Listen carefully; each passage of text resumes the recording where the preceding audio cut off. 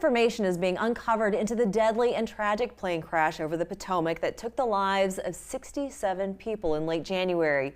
Still, so many questions remain, which is why we wanted to follow up on a conversation we started with our guest. Let's welcome back Ingrid Centurion, founder and president of Generations for America. We're glad that you could be back with us. You're also a retired lieutenant colonel. You train pilots. I would be remiss if we didn't start by talking about the most recent crash, the one in Toronto, and if you had any commentary on that as to what you think could have happened.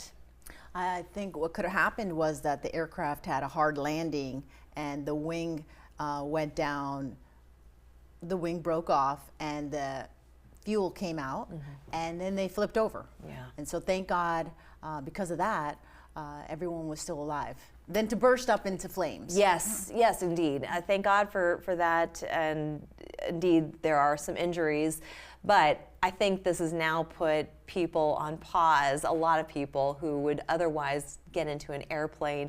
What do you have to say for those who are worried about flying now? I want to let them know that aircraft flying is the safest form of travel, and that they shouldn't be afraid. You know, there are environmental conditions, and this happened. The runway was icy, but pilots have a lot of training. We do our best, and we want to take everyone where they want to go safely. Safely, indeed. It is true. You say it's safer than even getting into your car and driving.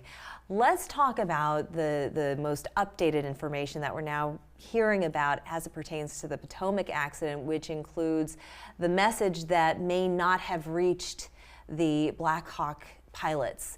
So what are your responses to that? It sounds like the word was put out that they were flying too close, but that the Black Hawk pilots did not receive that transmission. Okay. I want everyone to understand that the NTSB gives us accurate information, and they've done their analysis on the flight data recorder and the cockpit voice recorder. So the cockpit voice recorder allows us to hear what the two pilots are saying in the aircraft. So we can hear that conversation, and then we can really go over the communications between the pilots and the tower. And so what they told us is that there may be some discrepancies between the pilot saying I'm at 300 feet or I'm at 400 feet. So in a Black Hawk, each pilot has a radar altimeter. And this is really important to everyone to understand. And this route in this corridor, they were at 300 feet on Route 1 going to 4. And so they were descending to 200 feet. And that was what they were supposed to do. They know this route. And she's on a check ride, so it's very important that she's flying and she's doing everything. But we have a lot of stuff going on. And we talked about this last time. Situational awareness, communication between the tower, right? Too. But mostly situational awareness. They need to know where they are. And they knew where they are. But our concern last time was the altitude. Yes. And I always thought, how could they not be at their altitude? Well, we're finding out now that there may be some error. And that error possibly could be in the radar altimeter, because the radar altimeter is allowed to be plus or minus 70 feet off. And people say, oh, how could that be? Well, the instrument has limitations, and it could be subject to the environmental conditions, as well as instruments get old, there's dust in them and things like that. And I want to talk about that too, because the Trump administration has a lot to say about sort of the state that the FAA is currently in, technologically speaking. We'll get to that in a moment, but are you ruling out human error? Is this more of an equipment issue then? Well, it can possibly be equipment malfunction, equipment error, okay? So what I'm saying is that they were at 300 feet going to 200 feet, and they could have possibly, and that radar altimeter error, plus or minus 70 feet, could be high or low. So I'm just saying, if they were right at altitude and they were reading 200 feet where they need to be, but they could actually be 270.